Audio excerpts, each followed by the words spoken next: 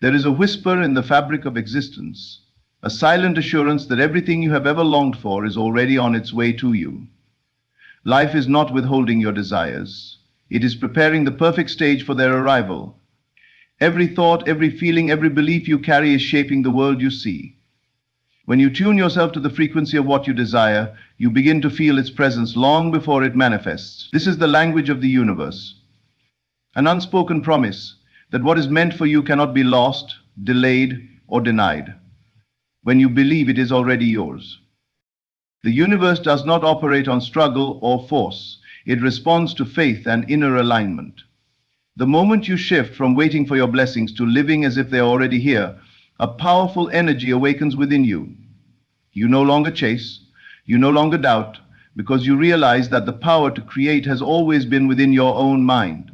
The universe reflects back to you exactly what you hold true in your imagination. If you can feel the joy of already having it, the universe has no choice but to deliver it.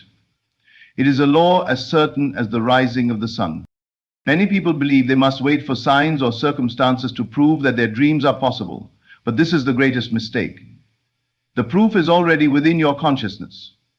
You must dare to see yourself living the life you desire, even when everything around you suggests otherwise. Do not wait for the world to confirm your belief.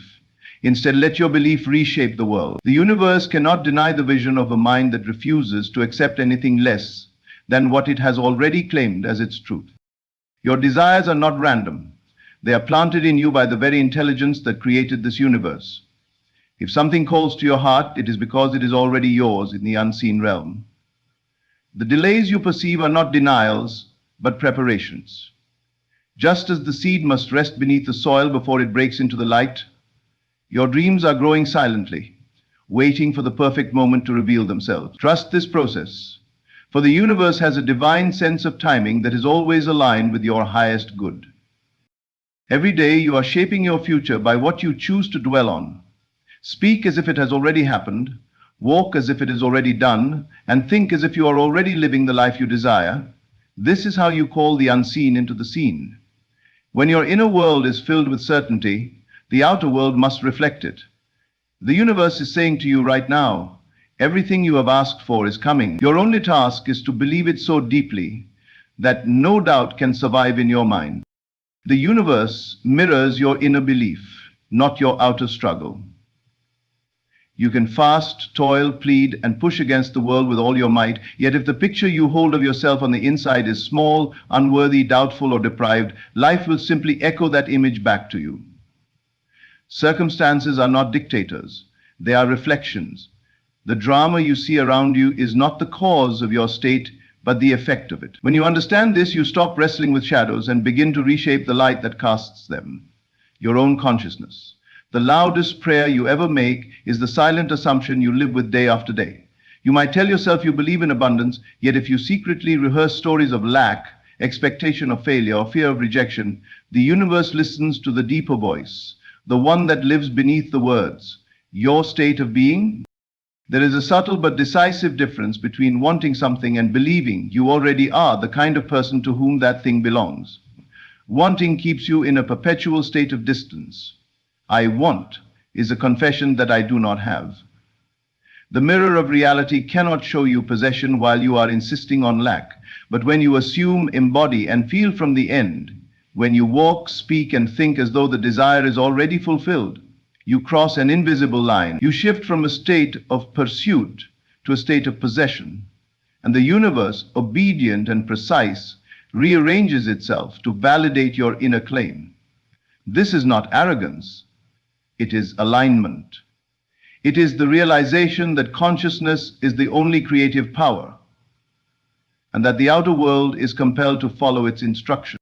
People often mistake activity for power. They imagine that if they do more, push harder, stay up longer, grind with more intensity, then life will reward their struggle. But the universe is not impressed by strain, it is moved by conviction. A single moment of absolute inner acceptance, where you decide with finality that you are already who you choose to be, can accomplish what years of frantic effort cannot. The world is not a machine you bend into your shape. It is a mirror that obediently renders whatever image you present to it. Change the self you believe yourself to be, and your world will reflect the transformation with mathematical certainty. This is why the same pattern keeps repeating for so many. The names change, the jobs change, the partners change, the cities change, but the script inside remains the same. You cannot outrun the tone of your inner conversation. You take it with you into every interview, every relationship, every opportunity. If you secretly fear abandonment, you will behave in ways that produce it. If you believe money is rare, you will unconsciously sabotage every chance to receive it.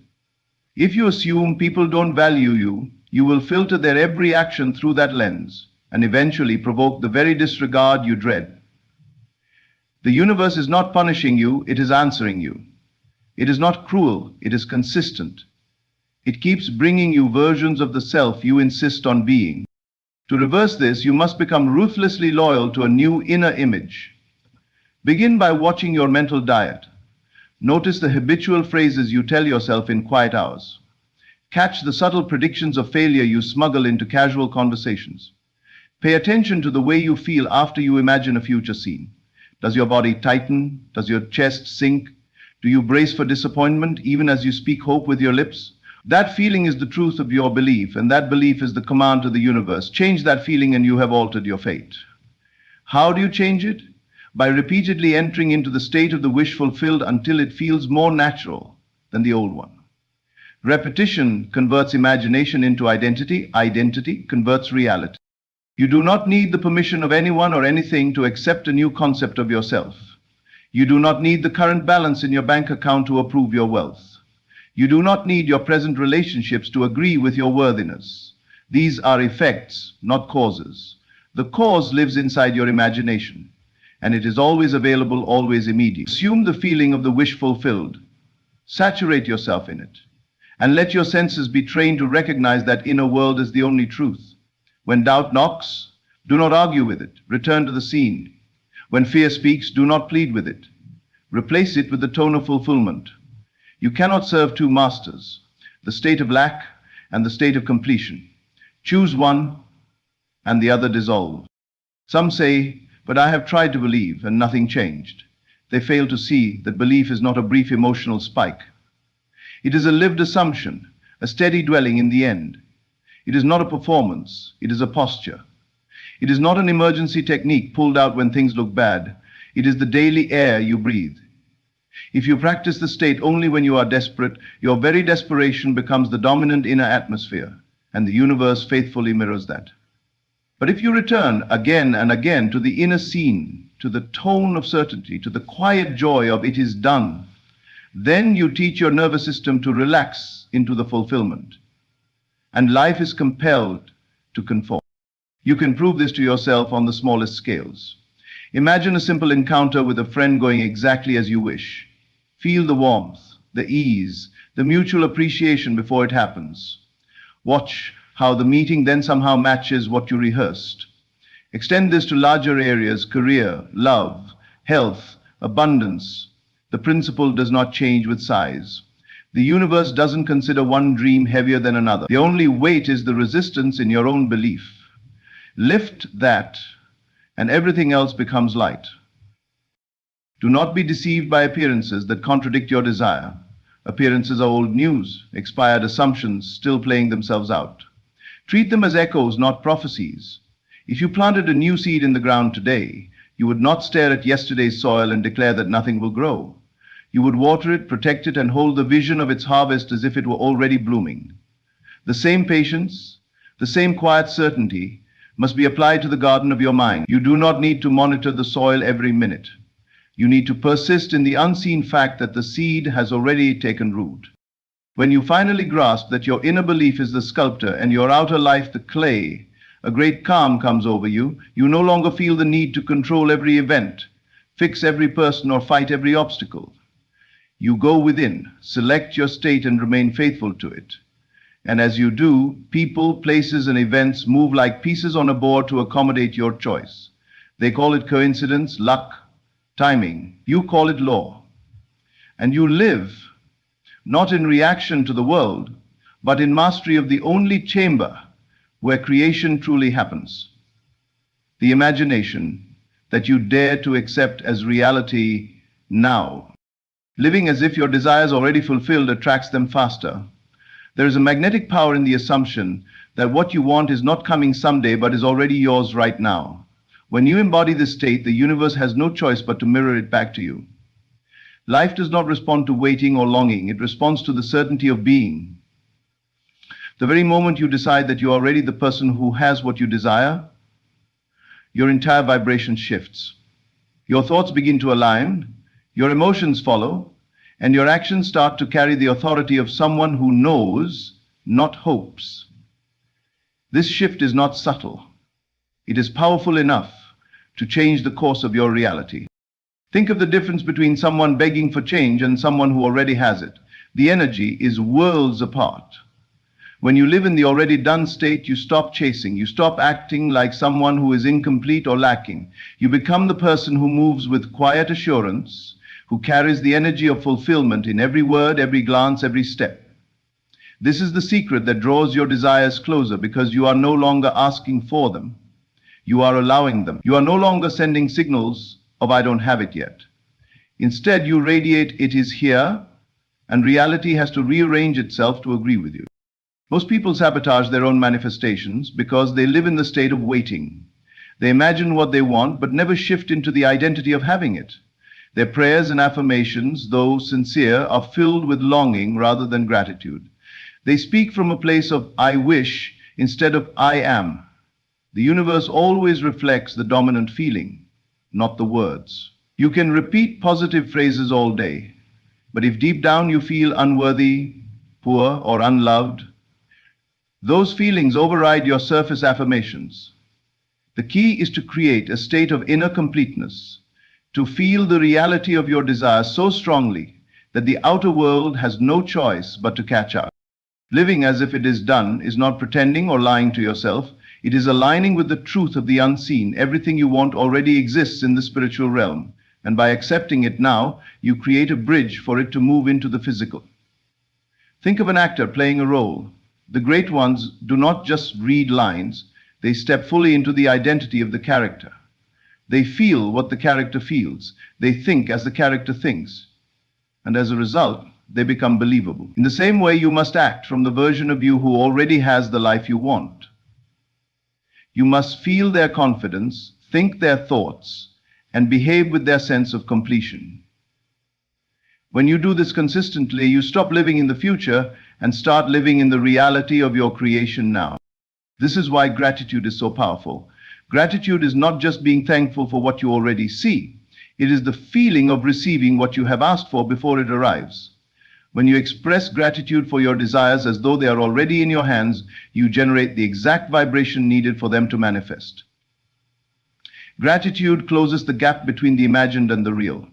It tells the universe, "I am no longer waiting, I have received." And the universe responds with opportunities, coincidences, and pathways that you never could have forced into existence. Imagine this. If you truly believed you had already achieved your dream, would you still worry? Would you still doubt?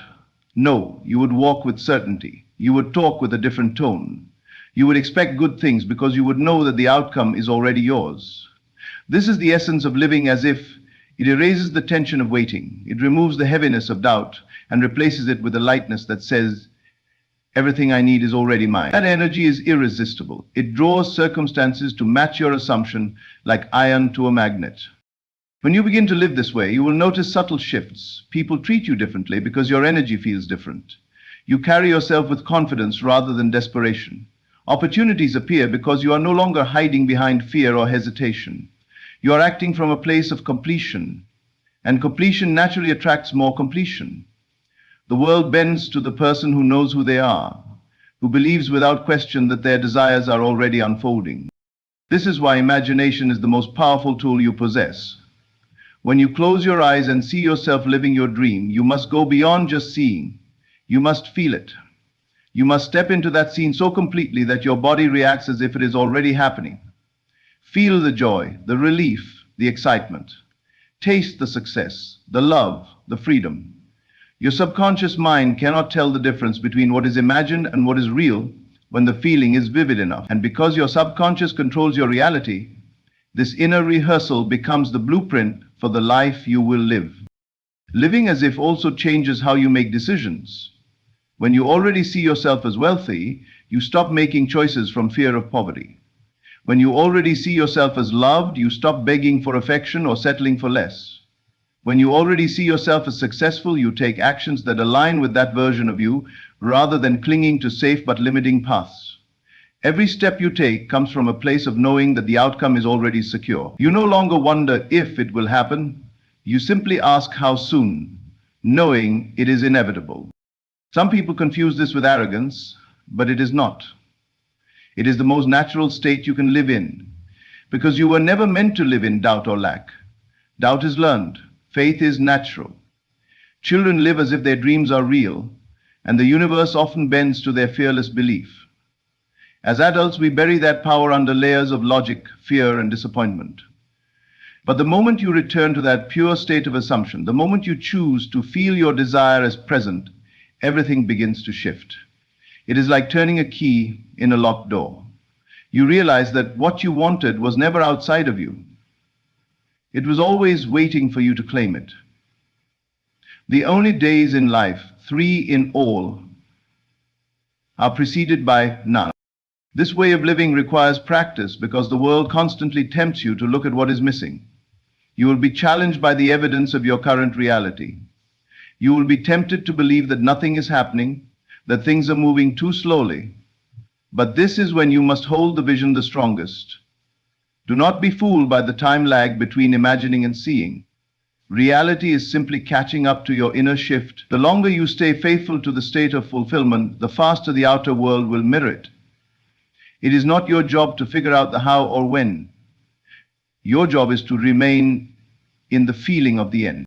Living as if means you rise in the morning already feeling the joy of the life you want. You speak with the confidence of someone who knows they are blessed. You stop looking at your current circumstances as permanent and start treating them as temporary shadows of past beliefs.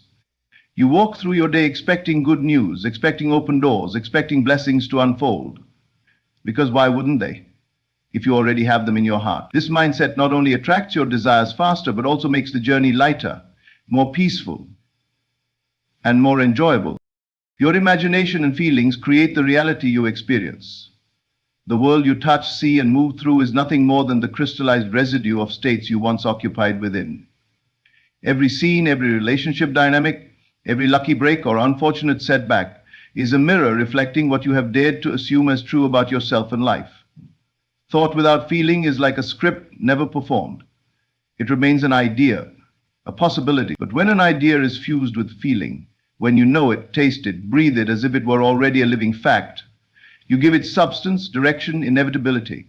Feeling is the stamp of authenticity the subconscious recognizes. It does not argue, it does not analyze, it simply accepts the emotionalized assumption you feed it and sets the entire world in motion to match it. Most people think they are reacting to life, but they are reacting to their own projections. They believe the outer world is first cause and they are second, but in truth, the order is reversed. The inner motion precedes the outer manifestation. This is why two individuals can stand in the same room, speak to the same person, face the same circumstance, and walk away with entirely different outcomes. One carries the inner conviction of favor, the other the feeling of rejection. One assumes doors open, the other braces for them to close. Life answers each according to the feeling tone they occupy, not what they want, not what they say, but what they are on the inside. The imagination is not a toy or an escape. It is the workshop of creation. It is a sacred place where you rehearse the scenes you wish to live and impregnate them with the feeling that they are already true. The mistake is to look at imagination as just pretending. The deeper truth is that the outer world is the slower, denser pretending, and the inner scene is the fast, formative reality. When you consistently dwell in an inner scene saturated with fulfilled feeling, you are not daydreaming. You are issuing commands to the only power that can rearrange your life. You are instructing the subconscious to organize thoughts, behaviors, encounters, and timing so that your inner conviction becomes an outer fact. Feeling is the bridge. You can repeat a statement 1,000 times, but if each repetition carries with it the vibration of lack or hoping, you are solidifying the absence of what you desire. A single imaginal act, deeply felt, outweighs hours of mechanical affirmations. The subconscious mind understands the language of emotion, imagery, and certainty. When you relax your body, quiet your mind, and enter the scene where your wish is fulfilled, hearing the congratulations, sensing the relief, noticing the naturalness of it all, you are impressing upon your inner self a blueprint it must build. Do it again and again until it feels more normal to have than to want, more natural to be than to chase. Consider how often you let your imagination run wild in the wrong direction.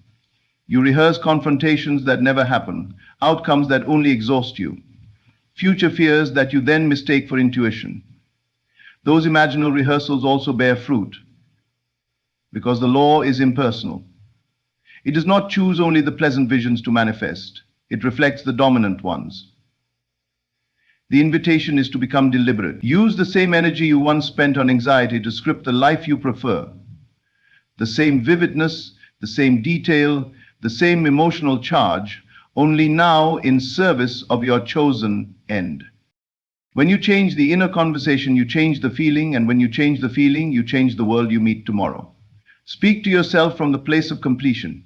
Hear yourself being the person who already crossed the finish line. Let others in your imaginal scenes respond to you as they would if your desire were already fulfilled. This is not childish fantasy, this is disciplined creation. The outer world is slow to accept new commands if you keep canceling them with old feelings. Persist past the first resistance of your senses.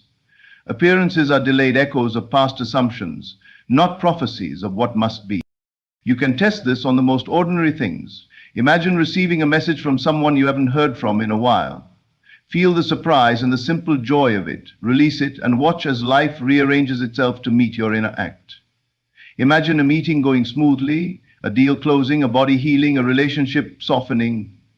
Let the feeling of relief, ease, gratitude, saturate the picture until it feels inevitable. Then drop it and move through your day as if it were already decided. The test is not whether you can force the outside to move instantly, but whether you can remain faithful inwardly while time acts as the courier.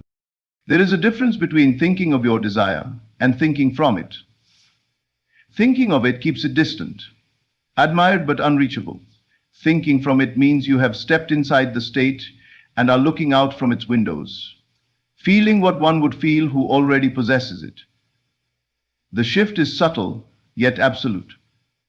From changes everything, because from carries the felt reality of having. From commands, of begs. From selects, of hopes. Choose from, and you will notice how quickly your actions, your speech, your posture, and even your environment begin to subtly reorganize themselves in agreement. Then Raman comes. If you find the old feelings return, do not fight them, replace them. Fighting keeps you entangled. Replacement is mastery. Close your eyes, return to the end, feel it again. Do it as often as needed until it becomes second nature. You are not trying to force yourself to believe. You are training your nervous system to accept a new baseline, a new normal. Eventually, the old state feels foreign, the new one feels inevitable, and when that happens, the world will rush to confirm what you quietly decided long ago in the privacy of your imagination. The most compassionate thing you can do for yourself is to assume the best about your life and make that assumption felt. Refuse to argue for your limitations in your inner speech. Refuse to rehearse the story in which you are unlucky, unseen, or unworthy. Give your subconscious a new script, one infused with dignity, abundance, love, and certainty. Return to it nightly, especially as you drift to sleep. When the gate between conscious and subconscious is open, enter the scene. Feel its truth, and let that be the last impression of the day, so it may work while you rest.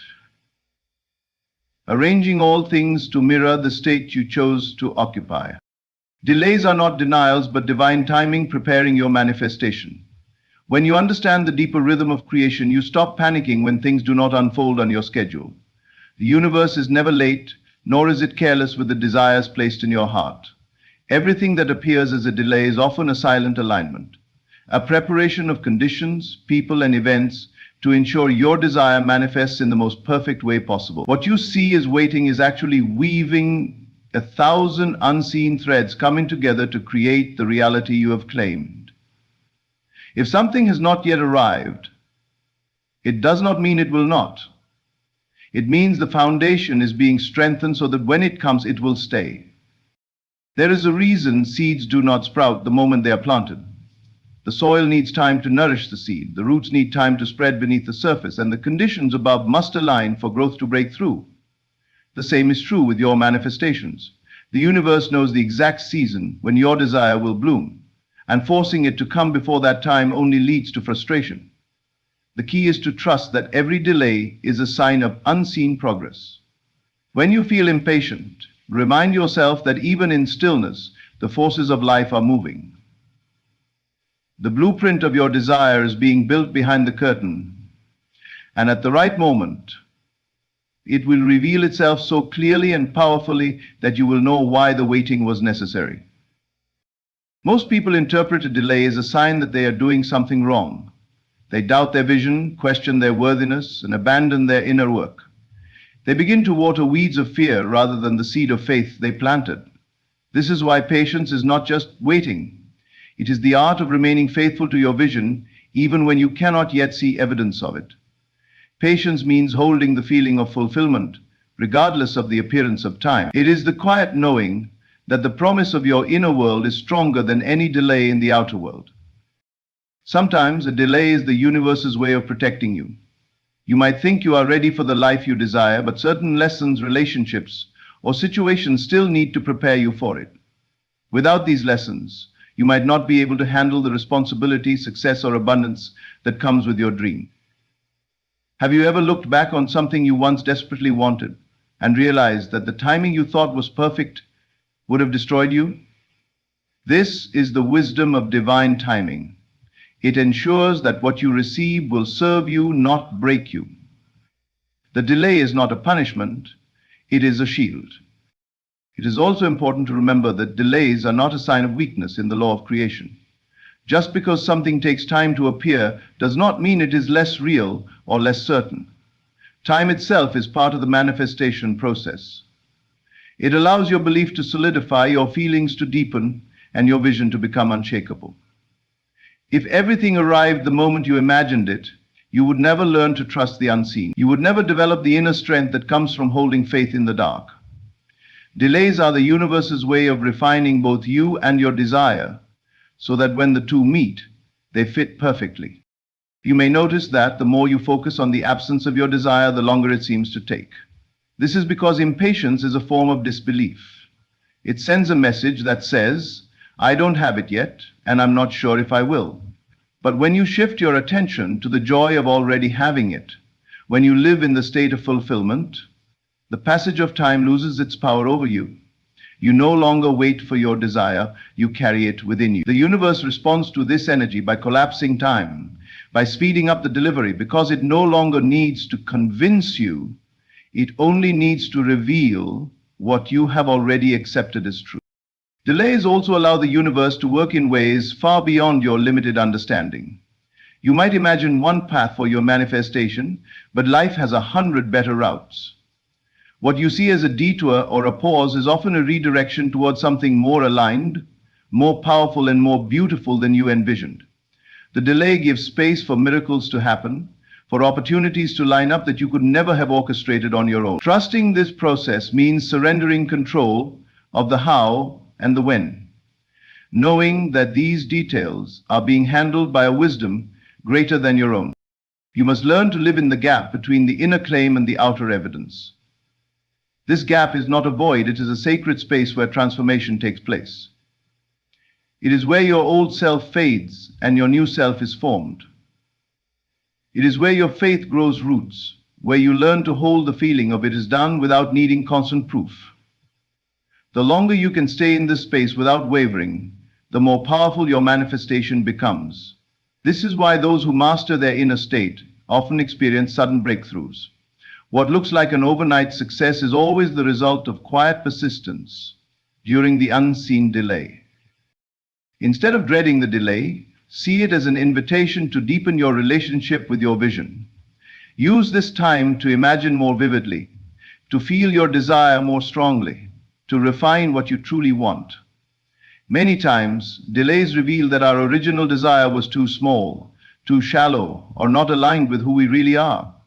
The waiting period allows you to dream bigger, to see the true magnitude of what is possible. By the time the manifestation arrives, you will be ready to receive it, not with surprise, but with the calm confidence of someone who always knew it would come. You are never truly waiting when you are living in the feeling of the wish fulfilled. Waiting implies lack, but feeling implies possession. As you hold the state of having, the passage of time becomes irrelevant.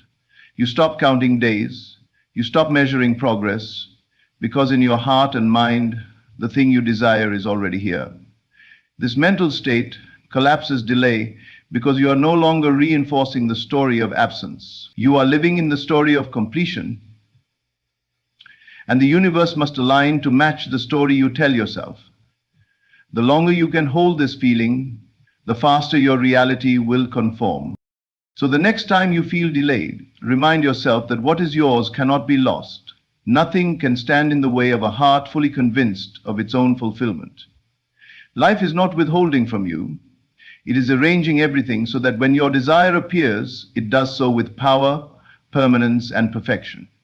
Trust this timing, because when it all unfolds, you will see that every moment of waiting was a piece of the masterpiece the universe was painting for you. Absolute faith, an unwavering vision, bring the unseen into reality. Faith is not optimism, not hope dressed in pretty words. It is possession, a calm inner finality that refuses to negotiate with appearances. When you decide, with the full weight of your being, that your desire is already accomplished, you withdraw energy from doubt, from timelines, from the need to keep checking if it is working. You enter rest. This rest is not passivity. It is the highest form of activity because it is the steady radiation of a decision that cannot be reversed. The universe reads that steadiness as law and moves to fulfill it. Unwavering vision means you no longer drift between states. You do not entertain the end for a few quiet minutes at night and then spend the rest of the day rehearsing the possibility of failure. Double-mindedness keeps creation suspended. The moment you oscillate between "it is done" and "what if it never happens," you split your power.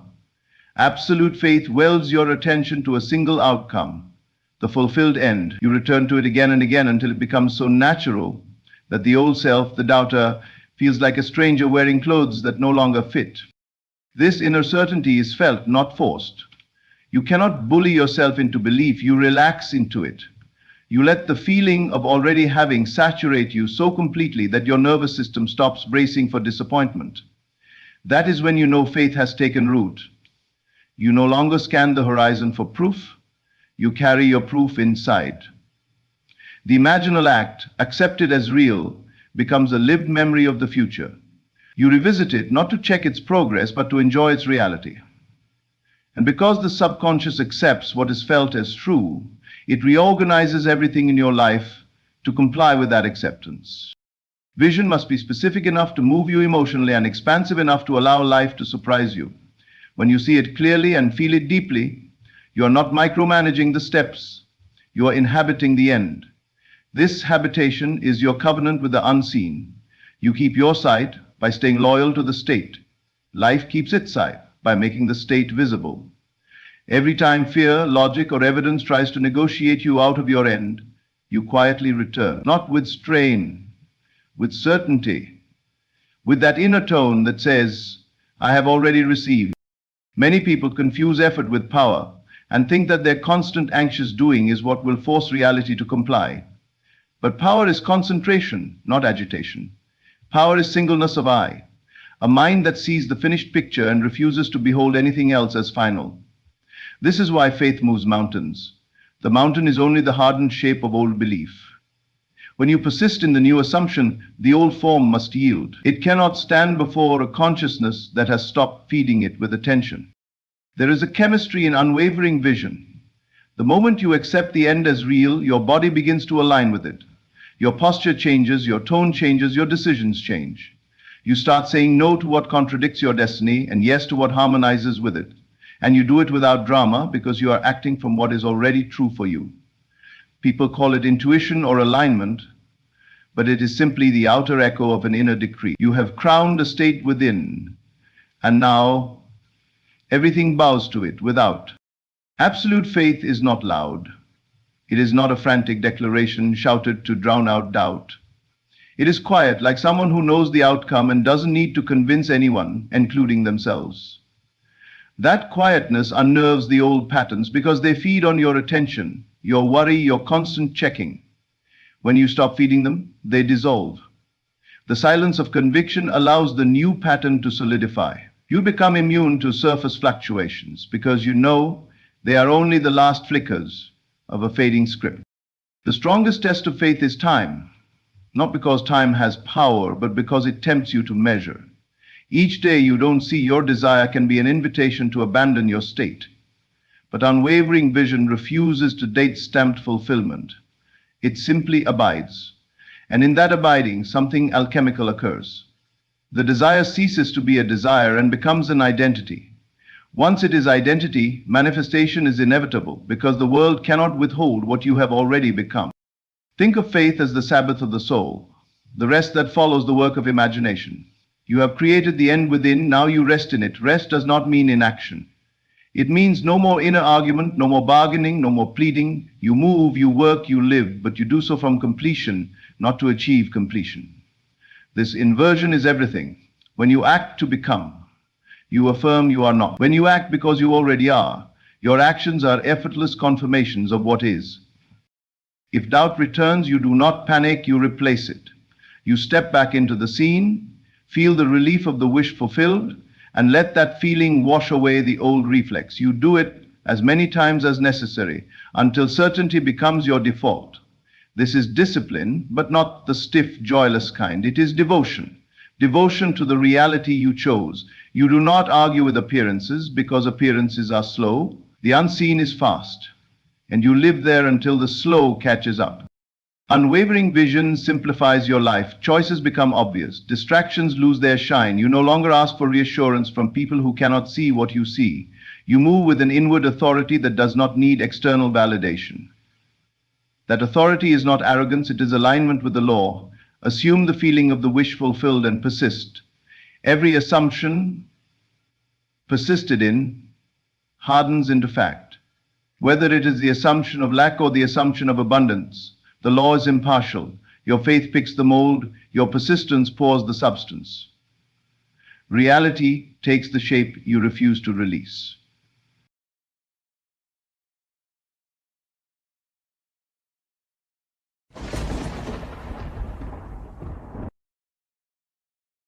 Be still and understand the power within you, the quiet force that forms galaxies, lifts empires, and breathes wealth into the unseen before it touches your hands. Most people chase riches as if it lies somewhere outside, buried in vaults, behind closed doors, in someone else's pocket. But the true riches were never out there. The origin of all wealth resides within you, not in your job, not in the economy, not in the number on a screen, but in the conception you hold of yourself. And until that changes, no amount of effort will produce lasting gain. The poor man in mind can inherit a fortune and lose it in months because his inner wealth has not yet expanded to hold what he's received. Meanwhile, the rich man in mind can be stripped of everything and still find his way back to abundance because his consciousness has already claimed what the world hasn't seen yet. What you repeatedly think, feel, and imagine yourself to be becomes the script life is compelled to perform. You are not a beggar at the gates of opportunity. You are the author of opportunity itself. Do not ask, how much money do I have?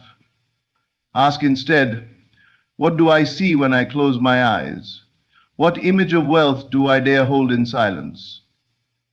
If you look upon yourself as rich, calmly, confidently, and faithfully, then life must reorganize itself to match the picture you sustain.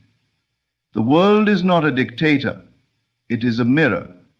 It reflects not your wishes but your self-concept. If you still see yourself as someone who struggles, who lacks, who waits for a miracle, then your reality will obey that impression. But the moment you stop rehearsing lack in your imagination, you begin to shift the tides of your world. You must understand, it is not arrogance to see yourself as already rich. It is obedience to a deeper law. A fig tree bears figs not because it tries, but because it simply is. So too must you assume the state of wealth in your mind, not through force or desperation, but with quiet inner knowing. You walk, speak, and move not as someone waiting to be wealthy, but as someone whose riches are inevitable, unseen only by eyes too shallow to see what spirit already holds. The unseen precedes the seen, always. Just as the seed precedes the tree, your thought precedes your bank account. And how does this work? Through feeling. You must feel the reality of your wealth before the world acknowledges it. The richest minds don't wait for confirmation, they are the confirmation. They sit in empty rooms and smile as if gold lines the walls. They pay bills with gratitude for a fortune they can already sense taking form. They do not deny the visible, they simply do not bow to it. The rich in mind know their treasure is not a salary, but a state of being. And this state magnetizes circumstances that match its frequency. You cannot long entertain a self-image of poverty and expect prosperity to abide. You must not entertain thoughts of fear, of shrinking, of settling if you wish to grow into riches that are stable, lasting, and liberating. What you accept as true of yourself will clothe itself in matter. The world is not your master. It is your echo. And if you speak abundance in the language of imagination, it must answer you back with evidence. Look no longer to the outside to define your worth. Do not consult the opinions of others. Do not measure your success by numbers or applause. Your greatest wealth is your capacity to imagine differently. Use it. Spend time in silence, not worrying but designing, not doubting but knowing.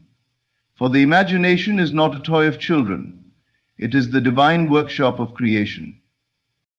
When you rise in the morning, see yourself blessed, not for the money already received, but for the riches unfolding. When you walk into a room, walk with the grace of one who already holds the keys to empires unseen. When you close your eyes at night, do not carry the burdens of lack. Carry the vision of your abundance as though it is already yours. Because, in truth, it already is. Your task is not to earn it, but to embody it. You need not beg for what is already within you. All you must do is persist in the state of wealth until your world has no choice but to comply. Be rich in mind first. Dwell in that invisible mansion. Decorate it with your certainty. Fill its halls with your gratitude, and soon what was once only yours in spirit will appear around you in form. For the world is your servant, and your mind your true treasury. The world around you, the very fabric of your daily experience, is not a series of random events or external forces shaping your fate. It is instead a perfect reflection of the image you carry of yourself. Your self-concept, the quiet, often unnoticed assumption of who you are, casts a long shadow across your reality.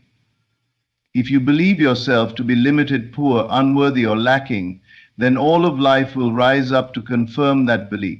Every interaction, every opportunity, every closed door or financial struggle becomes a mirror reflecting what you've chosen, perhaps unconsciously, to accept as true.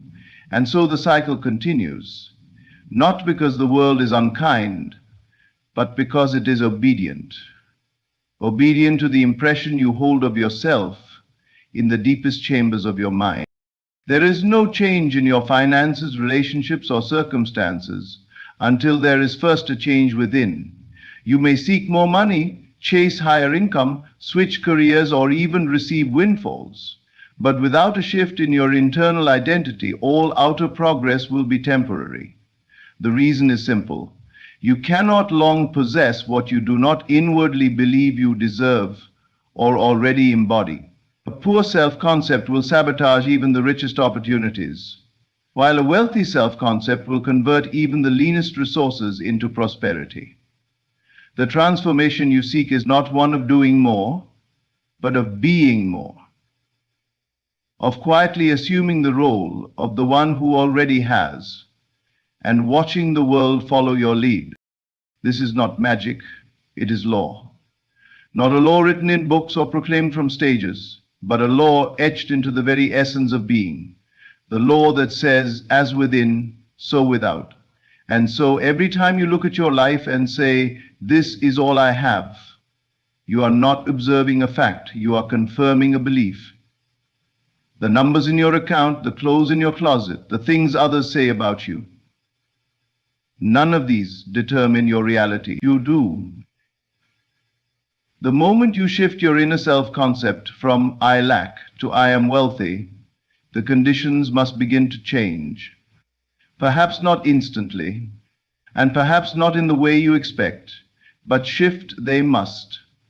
The world has no choice but to obey the command of your sustained inner identity. This is why it is not only unproductive but dangerous to live by appearances. Appearances deceive. They are the echo, not the cause. They are the shell, not the seed. And yet most people live trapped in what they can see and touch, forgetting that the root of all things lies in the invisible.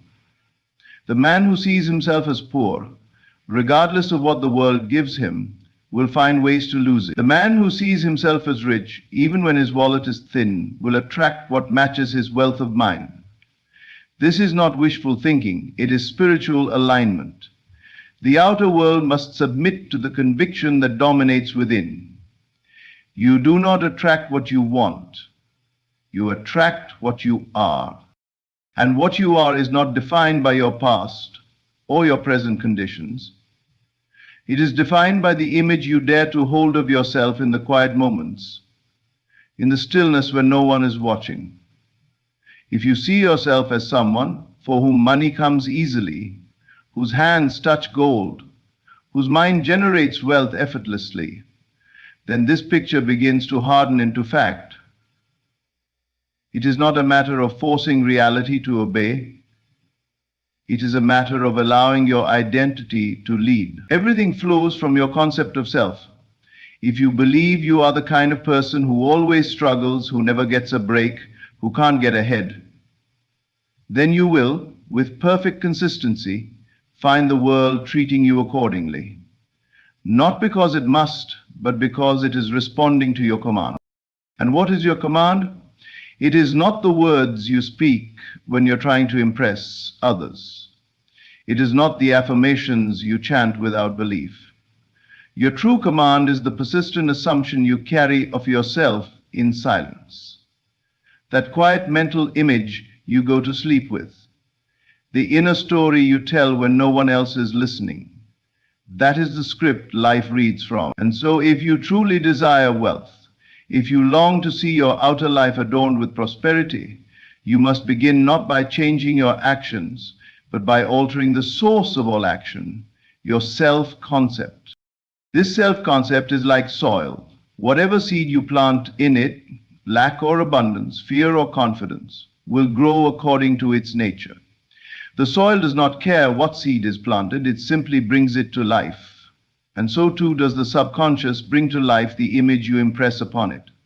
Whether that image is one of wealth or poverty, success or struggle, is entirely up to you. You must stop rehearsing the past. You must stop describing your circumstances as if they are final.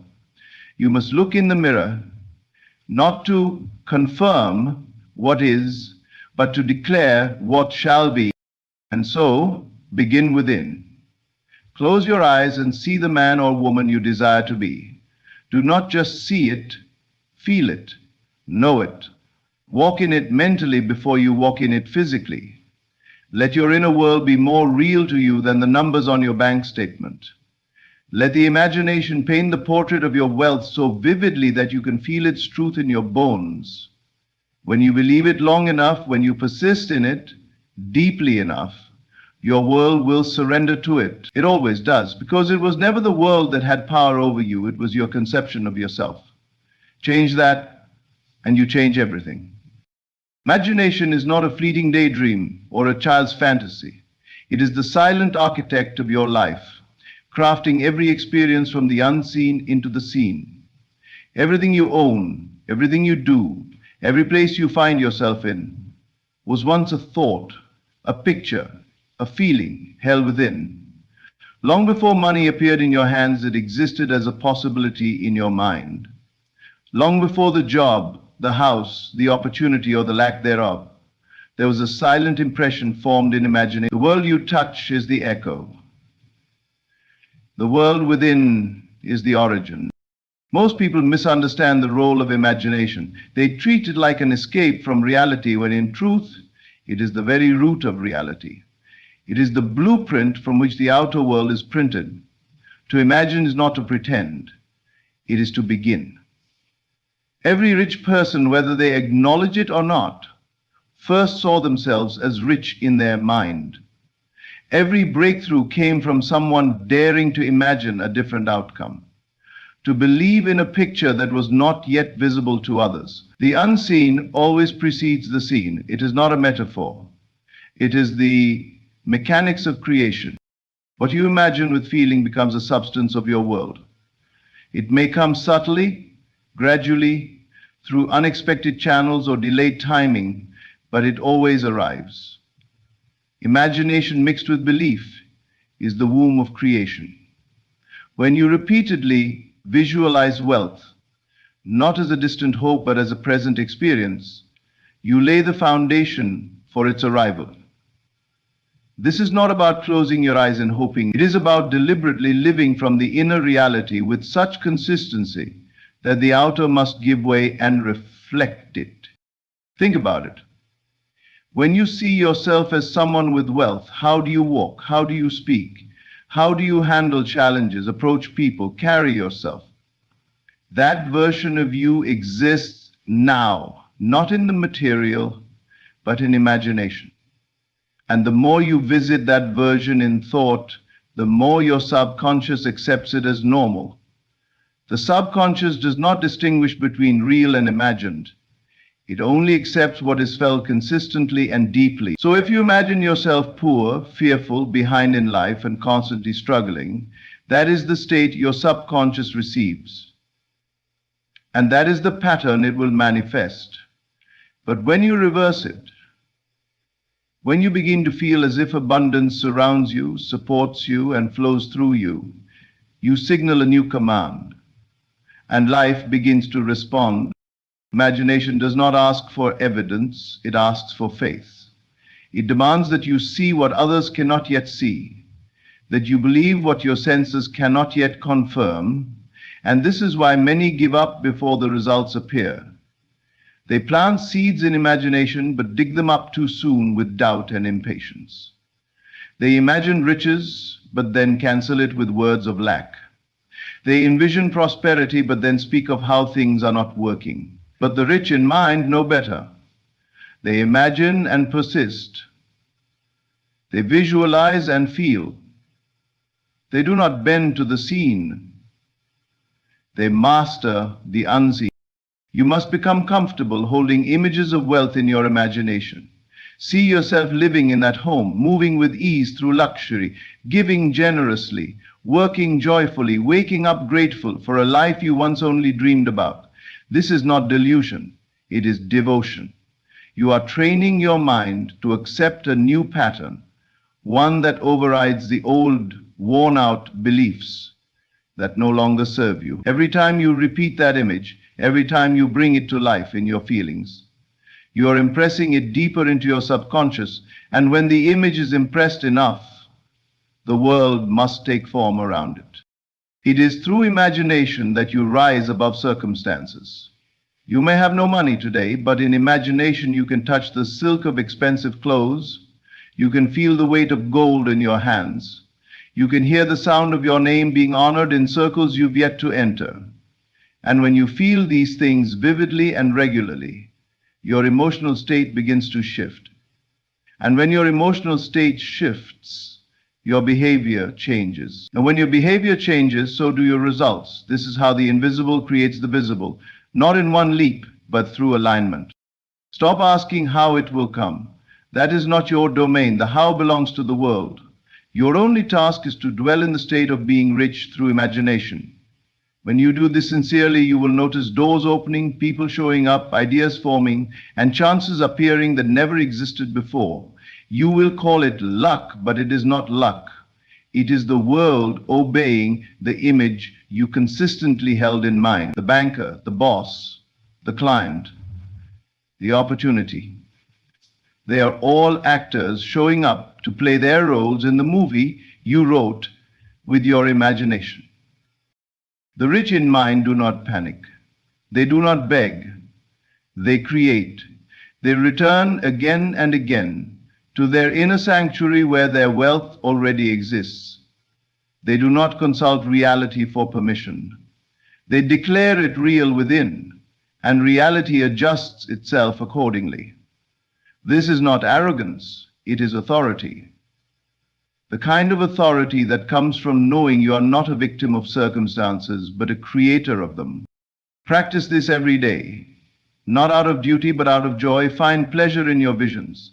Let your imagination be the place where you rest, not the world that tires you. Let it be the garden where you plant new realities, the stage where you rehearse the life you were born to live. For what you consistently imagine becomes familiar, and what becomes familiar must become fact. Your only job is to persist until the world sees what you've seen all along, that you were never poor, you were always rich, in the place where all things begin. There is a sacred secret known to those who walk through life with an air of quiet confidence. It is not born of arrogance, nor does it come from mere positive thinking. It arises from the inner act of assuming a reality so deeply that it becomes a living truth within them, regardless of what the outer world reflects. The key to attracting wealth is not in the frantic chase or desperate action, but in the ability to feel rich before a single dollar arrives. This is where most people falter. They wait for their bank account to change so they can feel secure. But the ones who understand the laws of consciousness reverse the process. They feel secure first, and then the bank account follows suit. The world is not designed to give you what you want, simply because you want it. It is designed to reflect back the dominant emotional state you persist in. You may say you desire abundance, but if your inner state is filled with fear, worry, or desperation, you are living in a frequency of lack. On the other hand, if you dare to feel as though you are already abundant, if you let that feeling saturate your heart, fill your breath, and guide your choices, then wealth must come, not because the outer conditions were manipulated, but because your inner world changed its tone, and the outer world had no choice but to echo it. Feeling is the key, not mechanical affirmations, not mere repetition of words, but the deep emotional acceptance that what you desire is already yours. You must move through your day as one who already possesses the riches you seek, not to impress others, not as a performance, but as a natural expression of the state you dwell in. The clothes you wear, the way you speak, the way you walk, all of these are subtle affirmations of your state, and when they arise from the inner feeling of abundance, they become magnetic. There is a great power in this kind of inner stability, the kind that does not react in panic when bills arrive, the kind that does not shrink in the face of setbacks, the kind that remains unshaken because it knows, in the depths of the soul, that all is well. That feeling of calm wealth is not born of money in the account. It is what draws the money into the account. You must feel it before it comes. You must embody the peace, the gratitude, the certainty, long before the physical results appear. And when you do, you have shifted the axis of your reality. This does not mean ignoring the present moment or pretending problems don't exist. It means choosing not to let them define you. It means recognizing that the outer world is the past in motion, a projection of previous thoughts and beliefs. If you continue to react emotionally to what is seen, you remain a slave to it. But if you respond to the inner vision, if you feel as though the dream has already taken form, then you are guiding your future with precision and power. The universe does not respond to pleading, it responds to conviction. And conviction is felt, not spoken. You must feel the joy of having, the lightness of wealth, the satisfaction of being cared for. Sit with that feeling until it becomes normal, until you no longer crave it because you already are it. In this state, you attract without trying. People, ideas, resources begin to align themselves with your inner world because your emotional vibration is calling them forth. You are no longer waiting, you are living in the answer. This is not something that happens once and never again. It is a discipline, a practice of returning again and again to the inner state of fulfillment. When doubt whispers, when fear creeps in, you do not fight it with logic. You dissolve it by returning to the feeling. You breathe in the wealth you cannot yet see. You walk as one who already holds it. And the world begins to shift, slowly at first, perhaps subtly, but with increasing certainty. You will notice the change not just in money, but in how people treat you, the opportunities that arise, the doors that open. You will find yourself drawn to better choices, guided toward wiser paths. Why? Because your inner world is now calibrated to the frequency of someone who is already rich. You no longer move from survival, but from certainty. And that shift makes all the difference. There is no limit to what this feeling can create, because it is the very essence of creation itself. Before there was light, there was the feeling of light. Before there was form, there was the consciousness of form. Your task is not to make wealth happen. It is to feel it already is. The rest will follow. So begin now, wherever you are. Sit in stillness and ask yourself, what would it feel like to be rich right now? Not tomorrow, not someday, but now. Let that feeling rise, even if your surroundings contradict it. Even if the bills are due and the cupboards are thin. Your power lies not in reacting to appearances, but in feeling beyond them. Practice this feeling until it becomes your natural state, until you no longer need the world to confirm it, because by then it will already be on its way. It must be. For you have become the embodiment of what you once sought, and in that embodiment the world bends to meet you. There is a quiet and dangerous trap many fall into without even realizing it. The belief that what they see around them is the truth of who they are. They glance at a bank statement, look at the walls they live within, measure the brand of clothes they wear, and let those outer things define their worth. They say, this is who I am. This is what I can afford. This is my level. And with those silent agreements, they lock themselves into prisons built not with bars, but with beliefs. The tragedy is not in the lack itself, but in the acceptance of it as identity. For as long as you allow external conditions to name you, you will remain subject to them. Your task is not to deny reality, but to understand that what you see is not fixed. It is simply the result of old thoughts. A reflection, not a definition. You were never meant to be ruled by appearances. You were never meant to look at your environment and let it decide how you feel, what you expect, or what you believe you deserve. The outer world is the past clothed in form. It is the echo of what you once assumed to be true. It is not alive in and of itself. It is animated by the spirit within you. You do not need to fight the world, argue with circumstances, or convince others. You only need to stop letting what is visible hold more power than what is possible. And possibility lives in you. It is the seed of new wealth, new doors, new beginnings, and it waits patiently for you to nourish it by looking away from what is and toward what can be. When you let your environment tell you who you are, you become reactive. You walk through life as if it's happening to you. But when you turn your gaze inward, when you say, I am rich because I choose to be, I am wealthy in consciousness, then the world begins to shift. Slowly perhaps, quietly maybe, but shift it must. Because now you are acting from truth, not appearance.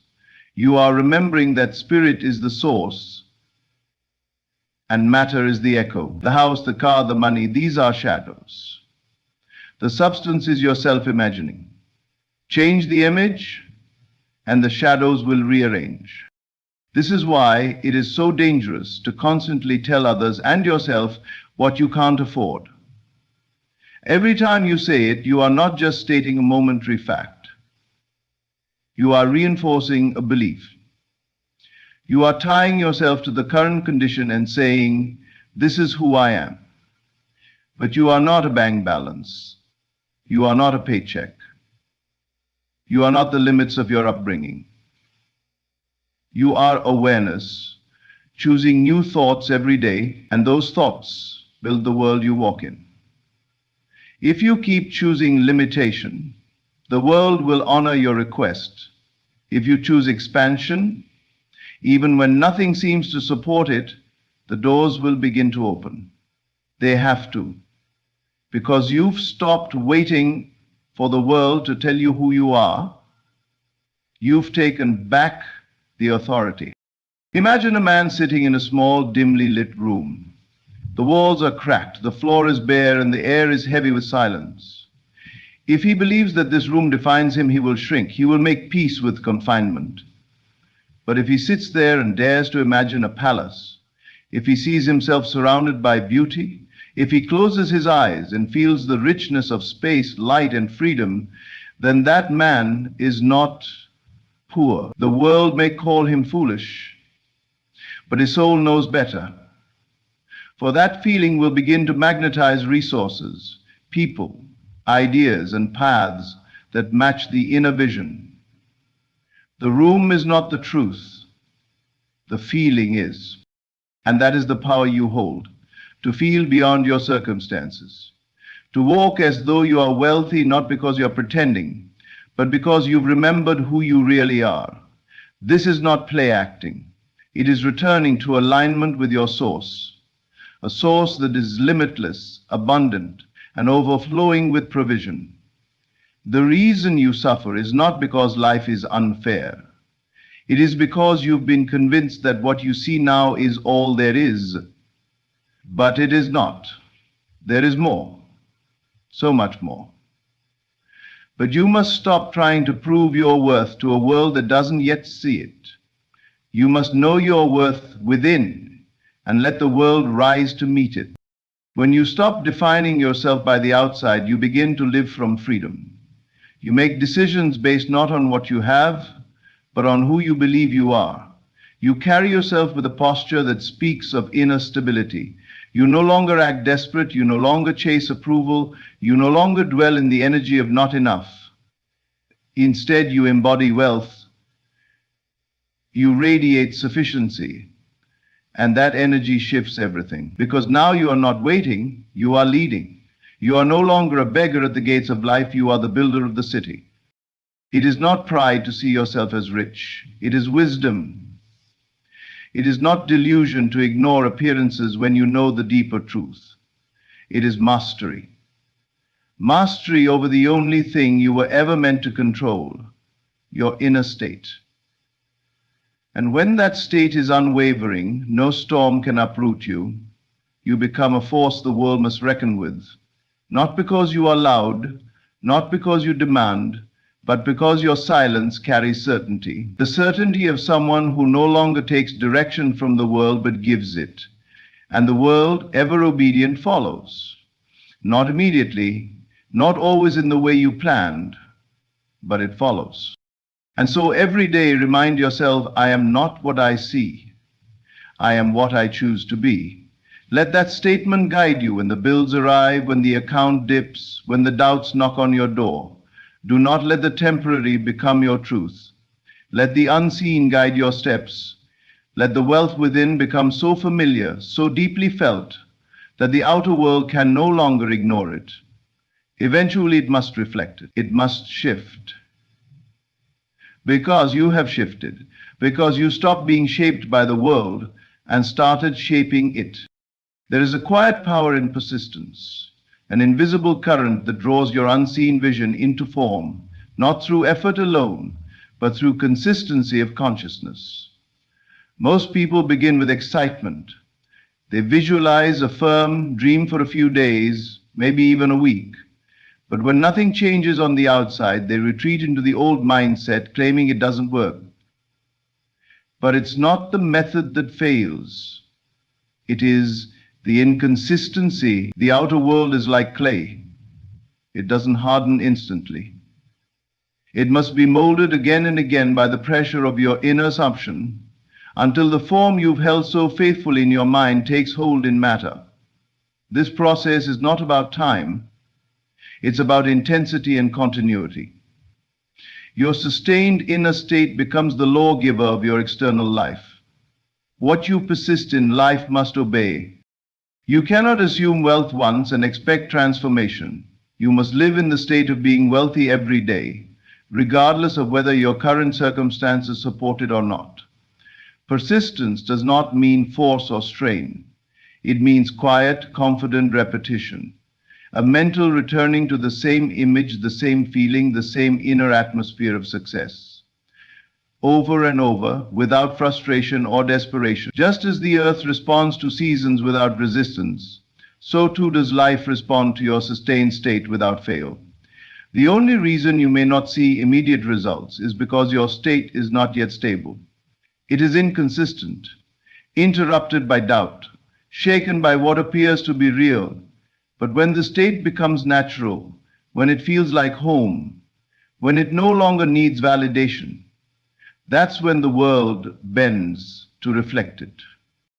Persistence in assumption means refusing to allow outer appearances to dictate your inner truth. You may wake up to an empty bank account, but your inner feeling remains unmoved. You do not say, "This is who I am." You say, "This is passing, and who I am is far greater." And you return to the state. You walk with the posture of abundance. You carry the tone of someone who is blessed, not as a mask, but as a mirror of what you truly believe. The world may not recognize it yet, but you do. And because you do, eventually the world must follow. Your assumption is not a wish. It is a declaration. When you assume wealth, you are saying, "This is already true, whether the world sees it or not." And that assumption, if held without contradiction, becomes a force of gravity. It begins to draw circumstances, people, ideas, and events that match the image you've sustained. But the moment you drop the state, the process weakens. It's not about believing once, it's about becoming the belief, feeling it so deeply, imagining it so vividly, living in it so fully that it becomes your default setting. That is when transformation occurs, not as a sudden miracle, but as a natural unfolding. My mother, understand, the universe is not ignoring you. It is responding to you. It is shaping itself to reflect your most consistent emotional tone. If you dwell in lack, even while desiring abundance, the universe hears the tone, not the words. If you say you are rich but feel unworthy, the feeling wins. That's why persistence matters. Every time you choose to return to the feeling of wealth, especially when everything around you contradicts it, you are sending a message of authority to life itself. And life listens, not because it rewards effort, but because it reflects identity. It is not difficult to persist once you understand the principles. It becomes a way of being. Just as you brush your teeth or get dressed, you begin each day by stepping into the state. You feel the feeling of already having. You think from the place of already being. And you do this not to get something, but because you know this is who you are now. And soon the outer world stops resisting. The cracks begin to show. The first opportunities emerge. The first signs arrive. And they are enough to tell you, it's working. Keep going. Don't stop. Do not be discouraged by silence. Do not be swayed by delay. These are not signs of failure. They are the quiet space in which your new world is forming. Just because the tree hasn't broken through the soil doesn't mean the seed isn't growing. Your persistence waters the roots. Your inner certainty builds the structure. And when the moment is right, the evidence appears. And it appears so naturally, so logically, that it almost seems like coincidence. But it's not. It's the reward of your unwavering state, the reflection of what you chose to embody again and again, even when it felt invisible. There will be moments when doubt comes. That is part of the journey. But persistence means returning anyway. Not with panic, not with anxiety, but with a calm reminder, I know who I am. I know what I've chosen. I know what I'm creating. And in that return, the old state weakens. The cracks in the old belief system widen, and the new reality takes deeper root. You are not trying to become rich. You are being rich, inwardly, until life has no choice but to catch up. And it will, because that is the nature of law. That is the power of persistence. Persistence is not loud. It doesn't always come with fireworks or passion. Sometimes it's quiet. Sometimes it's just a whisper. Hold the vision. Sometimes it's choosing to smile when there's no reason. Choosing to give thanks before the blessing arrives. Choosing to walk with confidence even when no one else sees what you see. These small acts done repeatedly shape the course of destiny because they confirm your state. They signal that you are no longer asking. You are knowing. No longer waiting, you are living. And life must respond. So keep going. When nothing is moving, keep going. When the world calls you foolish, keep going. When the doubts whisper louder, keep going. Because every time you return to this state, you are writing the next chapter. Not with ink, but with energy. Not with effort, but with identity. And eventually the world will look at you and call it a miracle, but you will know better. You will know it was your persistence in assumption that turned the invisible into the inevitable. The moment you stop chasing is the moment everything begins to unfold.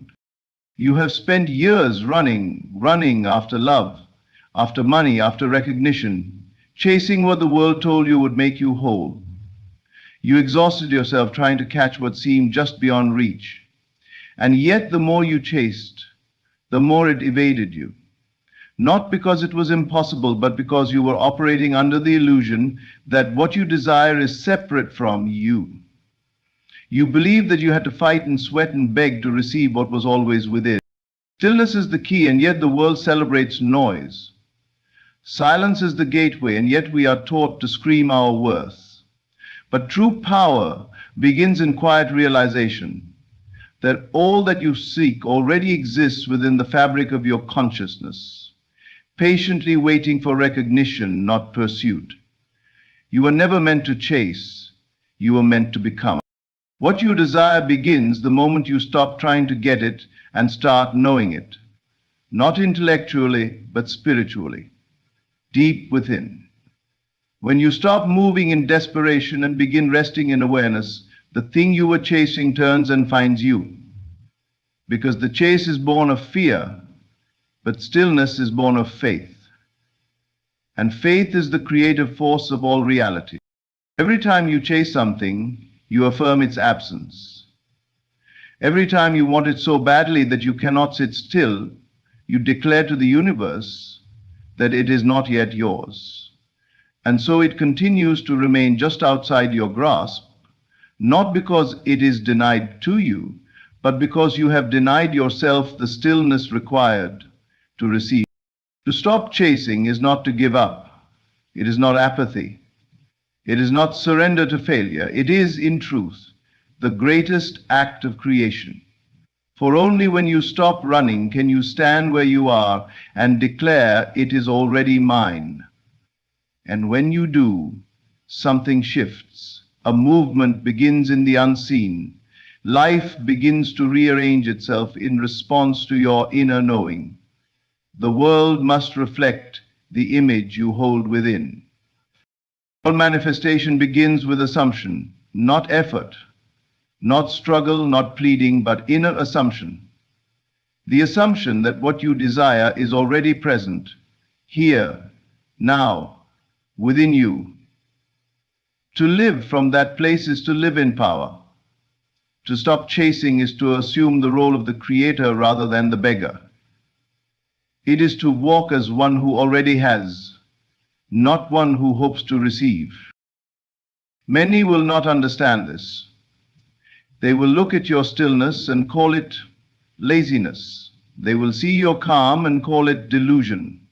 But they do not know the laws that govern the unseen. They do not understand that nothing real is born in noise. All true transformation happens in the invisible realm of imagination, and it begins the moment you stop trying to force it and begin to feel it. Imagine, not with longing but with certainty. Speak not as one in need but as one in possession. Feel, not the lack but the presence. This is not about pretending, it is about knowing deeply, unshakably, that your inner world bursts your outer world. And until your inner world shifts, the outer will not. So pause, breathe, close your eyes, and feel what it's like to already be there, to already have what you once chased. Let it become so real in you that it no longer feels like a dream, but a memory. That is when the door opens. That is when life bends in your favor. Not because you chased it, but because you knew it. There is no need to run after what belongs to you. When you stop chasing, you begin attracting. When you stop seeking, you start aligning. And when you rest in the awareness of who you already are, the world responds with the reality that matches your truth. It begins not in effort, not in hustle, but in stillness, belief, and knowing. It begins the moment you stop chasing. The moment you begin to chase something, you announce its absence. You declare with your energy, your emotions, your thoughts that it is not with you, that it is far distant, perhaps even unreachable. Every time you chase money, love, recognition, or health, you are saying, I do not have it. And the world, being a perfect mirror of your inner state, reflects that belief back to you without error. You might chase for days, weeks, or years, but as long as you are chasing, you are not receiving. Because you cannot chase and receive at the same time. You are either moving in faith or moving in fear. You are either assuming possession or affirming lack. There is no in between. This is the contradiction that keeps many people stuck. They believe they are doing the right thing by striving, pushing, hustling, begging the universe for their desires. But beneath the surface of those actions lies a core belief that they do not yet have what they want. And so, despite all their efforts, the results remain the same. Nothing changes. Or if it does change, it comes with great difficulty only to slip away again, because the inner foundation remains rooted in lack. To chase is to live in a mindset that says, I must reach for it because it is not yet mine. It is a subtle but powerful message to the subconscious, reinforcing separation between you and your desire. And what you affirm consistently becomes your experience. The more you chase, the more you entrench yourself in the belief that you are without, and that belief becomes the soil from which your life grows. If the soil is filled with lack, the fruit it produces will mirror that condition. This is why so many people feel like they are running on a treadmill, expending energy but going nowhere. They believe they must keep chasing or else they will lose everything. But the truth is, what is meant for you doesn't run. It waits. It waits for you to stop running, to stop panicking, to stop doubting, and to finally know There is a sacred power in stillness, not the stillness of laziness or apathy, but the stillness of faith. A stillness that says, I know it is done. A stillness that doesn't flinch at appearances. A stillness that remains unmoved even when the outer world tries to convince you otherwise. Because that kind of stillness is not passive. It is an active participation in the creative process. It is the silent but strong declaration that you have already received what your heart desires, even if the world has not caught up yet. When you stop chasing, you shift your identity. You no longer see yourself as one in pursuit, but as one in possession. And this shift is not just psychological, it is spiritual, it is energetic. The vibration of chasing is frantic, ungrounded, desperate, but the vibration of having is calm, grateful, and magnetic. People can feel it, the universe can feel it, and the results respond accordingly. Think about someone who walks into a room with quiet confidence. They are not seeking approval, they are not begging to be seen, and yet everyone notices them. Their energy speaks before their words do. Why? Because they are not chasing attention, they are embodying worth. This is the same principle that applies to your desires. When you stop chasing them, you begin embodying them. You begin acting, speaking, thinking, and feeling as though they are already part of your life. And the world has no choice but to reflect that back. You were not created to beg for the life you want. You were not made to crawl toward your blessings as if they are reluctant to come near you. You are a creator, not a victim. And creators do not chase. They declare, they imagine, they believe, they feel, they dwell in the state of the wish fulfilled.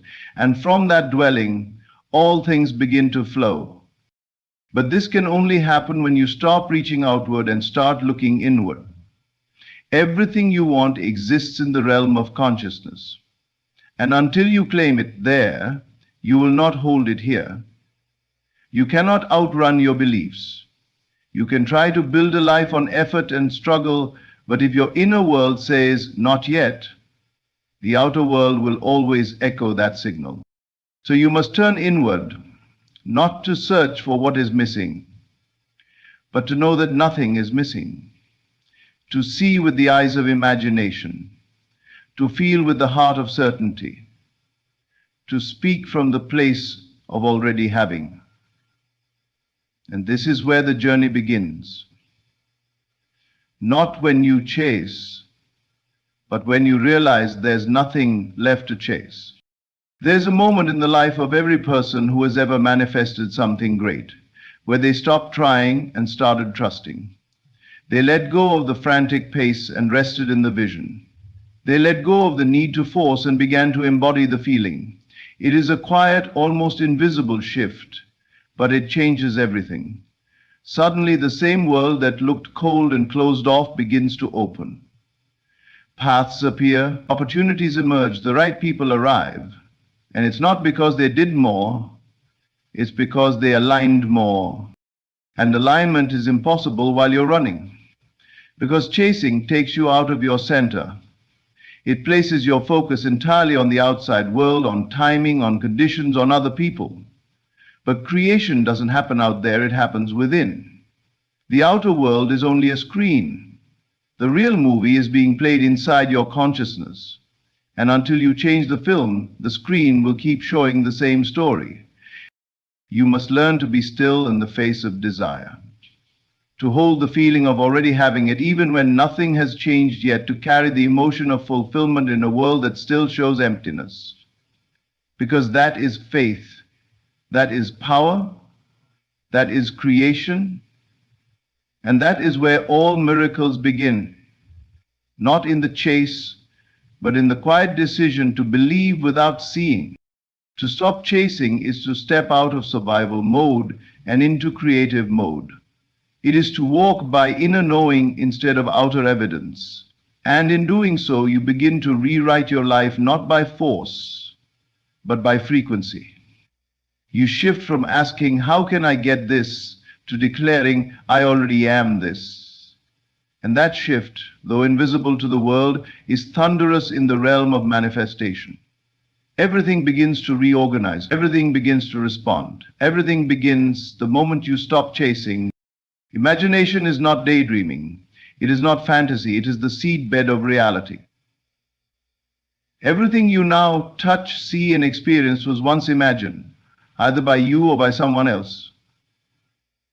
The house you live in was first a thought. The chair you sit on, the phone in your hand, the clothes on your body, none of it existed until it existed first in the mind. You live in a world of manifested imagination, and yet so few understand the power that lies within their own inner vision. The moment you begin to see your imagination as the true creative force, the rules of life change. You are no longer at the mercy of circumstances. You are no longer waiting for the world to bring you what you desire. Instead, you begin to understand that you bring the world what you hold within, that the outer is nothing more than a shadow of the inner, that your environment is only the echo of your imagination made visible. Most people imagine unconsciously. They imagine worst-case scenarios. They replay betrayals. They rehearse disappointment. And they wonder why their lives reflect fear, lack, and repetition. But imagination does not discriminate. It responds with precision. It brings forth what is consistently dwelled upon, whether it is wanted or not. It does not respond to fleeting wishes. It responds to deeply held assumptions. To truly create using imagination, you must feel it real. It is not enough to think about what you want. You must step into the experience of it within.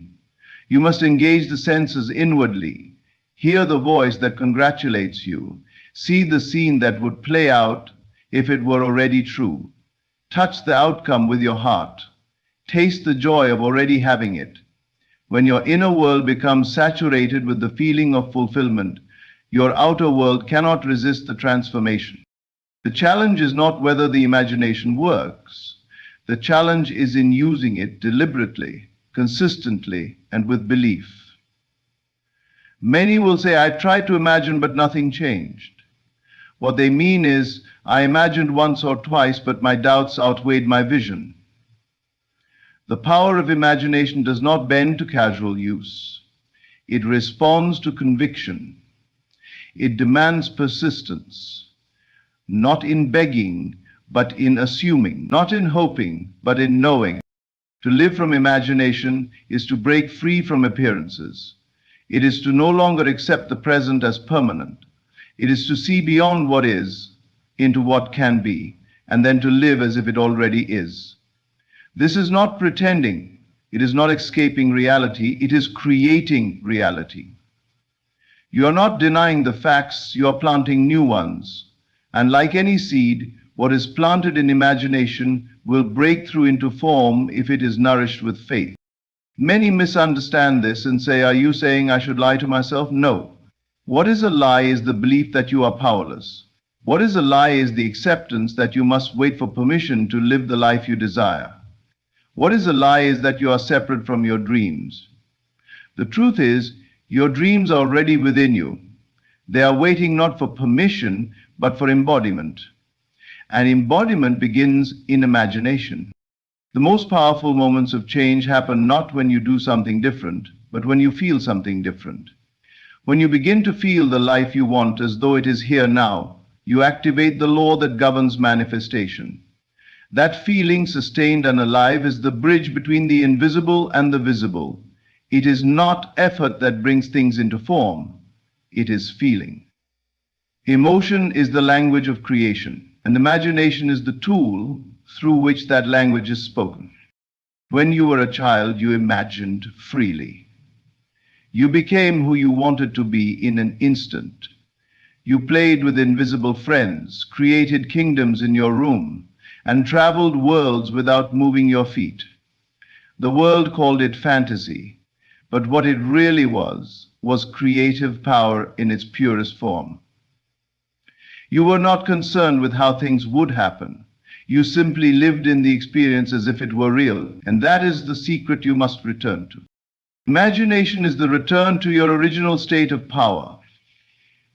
It is not something you grow out of, it is something you must grow back into. Because every desire you hold is not a wish, it is a calling. And the moment you imagine it and feel it, you signal to life that you are ready, that you are no longer content with waiting or chasing, you are now creating. You may not see the result immediately, but just as you do not dig up a seed to check if it's growing, you must not uproot your vision with doubt. You must rest in the assurance that the process is working, even when it's invisible, especially when it's invisible, because imagination does not operate on your timeline. It operates on alignment. The moment your inner world is in harmony with your desire, the outer must comply. You cannot imagine abundance while constantly affirming lack. You cannot imagine love while dwelling in rejection. You cannot imagine peace while identifying with anxiety. The world outside will not change until the world inside does. And imagination is the canvas on which you must paint your new reality. Not just once, but again and again, until it becomes more real to you than the evidence around you. So each day, close your eyes not to escape life, but to create it. Enter the state of the wish fulfilled. Feel it with all your heart. Walk in it mentally, speak from it emotionally, act as though you are living it now, not to deceive yourself, but to awaken yourself. Because imagination is not about pretending. It is about remembering that you are a creator, and your inner world is the workshop of your destiny. When you fully accept that your imagination is not idle but divine, that it is the birthplace of your future, you stop waiting for signs and you start producing them. You stop doubting the path and you begin paving it with every thought you consciously nurture. The world bends not to those who chase, but to those who imagine. Faith does what force can never accomplish. You can push, hustle, and strive your entire life, but if your inner state is filled with doubt, all your effort will only exhaust you. Force is the product of fear. It is rooted in the belief that things won't happen unless you make them happen, by willpower, by action, by domination. But faith is an entirely different energy. Faith is rest in knowing. Faith is the quiet strength that says it is done, even when nothing has changed in the world around you. And from this internal knowing, all things begin to move. People often confuse faith with passive waiting. They believe that having faith means sitting idly by while the world changes around them. But true faith is not passive. It is deeply active. It creates. It radiates. It carries a frequency so strong, so clear, that the world responds not out of obligation, but out of alignment. Faith doesn't beg or hope, it knows. And in that knowing, it magnetizes the things you once tried to force into your life.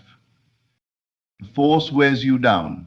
It is reactive. It needs constant effort to maintain results. It turns your desires into burdens, your dreams into demands. But faith is effortless in its movement. It flows. It doesn't chase. It attracts. Because when you truly believe that something is already yours, you don't feel the need to prove it or force it into existence. You walk with a different energy. You carry yourself with the calm of certainty, and that calm is irresistible to life.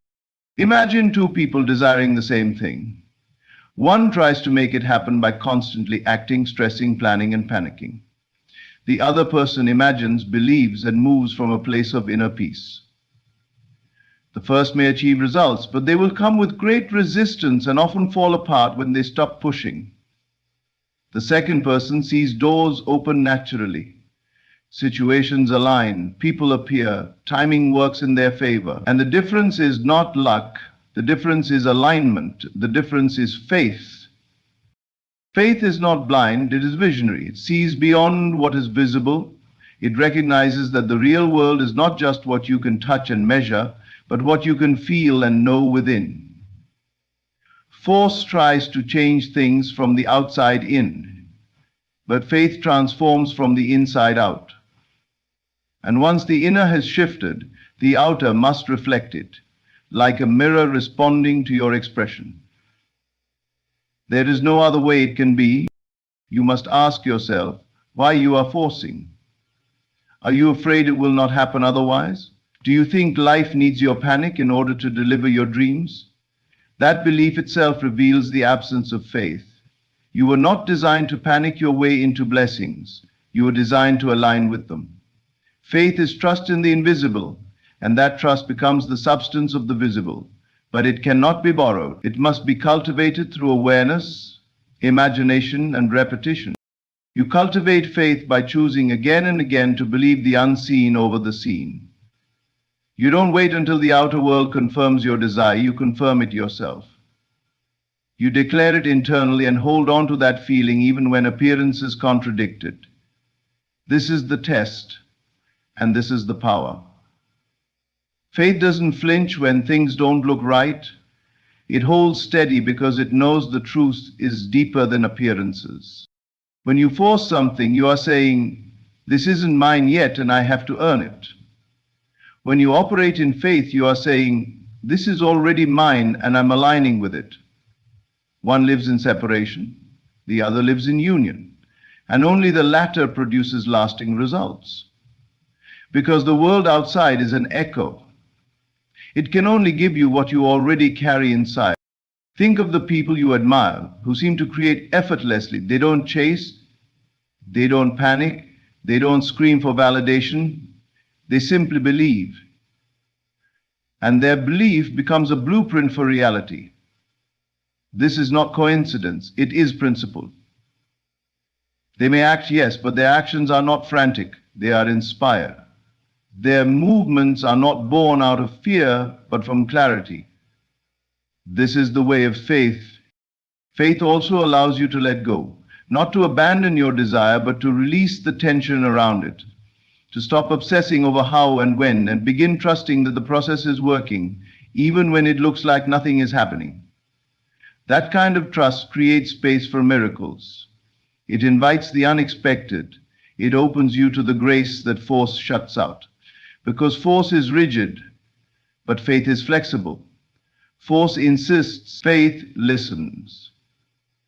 And in that listening, you often receive more than you could have ever forced into being. There is nothing more magnetic than a person who knows something is already theirs. They don't need to argue, compete, or prove themselves. They walk differently, speak differently, think differently. And that inner difference shifts the atmosphere around them. People feel it. Life responds to it. Doors open not because they were broken down, but because the vibration of belief unlocked them. So when you find yourself exhausted by striving, stop. Not to give up, but to remember the truth. You do not have to force what is already yours. You do not have to manipulate life into blessing you. You only have to believe, see, and feel the end result. And from that place move, not out of desperation, but out of clarity. Not because you need it, but because you know it. Faith is the greatest creative force because it does not require physical evidence. It births that evidence. And once you begin living in faith, not visiting it occasionally, but dwelling in it, life begins to meet you in ways force never could. Synchronicities appear, resources show up, people call, opportunities land at your feet, and you realize that life was never resisting you, it was simply waiting for you to stop resisting yourself. You were created to move with faith, not fear, to align, not to force. And when you live in that truth, you become a vessel through which miracles flow, not because you chased them, but because you trusted they were already yours. Letting go is not weakness. It is not quitting. It is not giving up on what you desire. Letting go is alignment. It is the highest act of trust you can offer the universe, yourself, and the unseen intelligence that responds to your inner state. When you let go, you are not discarding your desire. You are releasing the tension that binds it. You are removing the barriers of need, of desperation, of doubt. You are making room for the manifestation to breathe, to unfold and to arrive naturally. Because what is truly meant for you is not earned through anxiety, it is revealed through faith and rest. So many people confuse holding on with being faithful. They grip their desires with such intensity that they squeeze the life out of them. They obsess, they panic, they try to control every variable.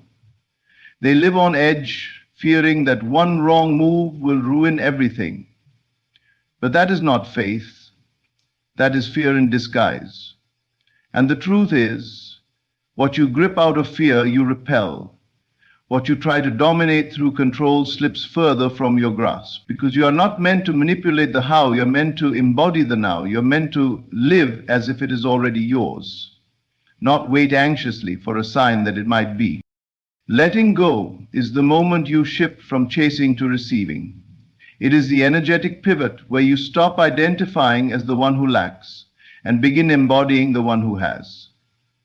It is a surrender, but not the kind the world teaches. It is not a surrender of hope. It is a surrender of resistance.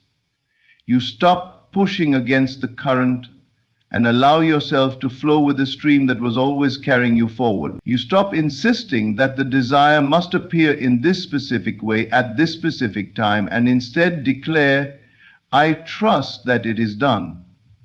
I trust that what is mine is finding its way to me now in perfect order. Letting go does not mean you stop caring, it means you stop fearing. You stop doubting. You stop trying to force reality to comply with your limited perception.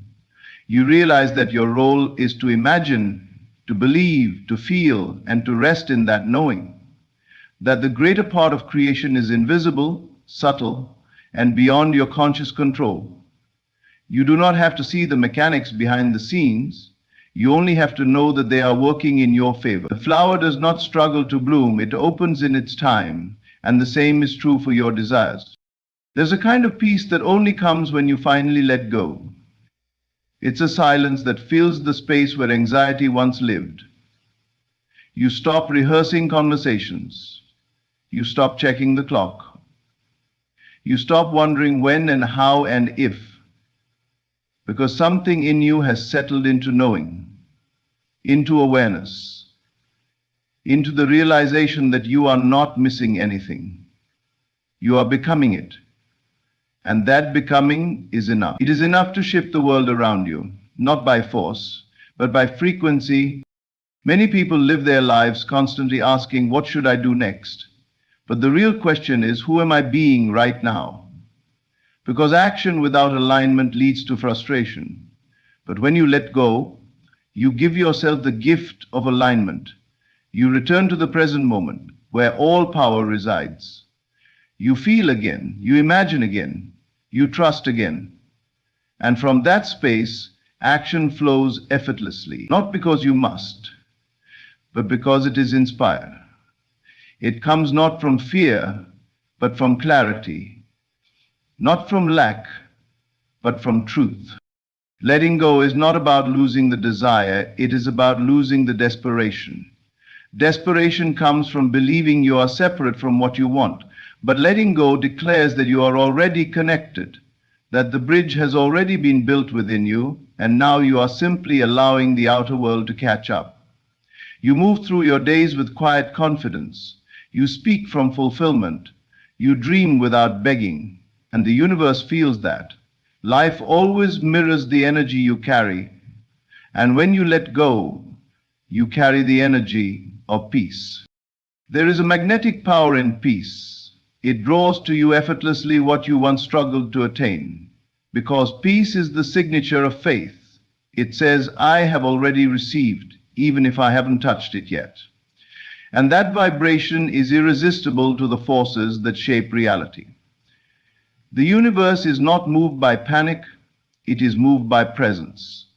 And presence only comes when you let go of the need to constantly control the outcome. You do not have to know every step. You do not have to have every answer. You simply have to feel it real, trust the unfolding, and let go of the urge to force it. This is not laziness. This is mastery. This is creation in its purest form. The tree does not worry about when the rain will come. It does not panic about when the sun will rise. It trusts the process, and in that trust it grows. You too are designed to grow this way, from within, from faith, from alignment. And when you let go, something else happens. You become available to receive, to see opportunities, to move with ease instead of resistance. You become less reactive to delays, to obstacles, to opinions, because your inner world is not shaken by the outer. You have already decided inwardly that it is done, and from that place, everything becomes possible. Letting go is the final step before manifestation appears. Not because it is the end of your desire, but because it is the beginning of its realization. It is the moment you stop looking outward and start trusting inward. The moment you stop fighting life and start flowing with it.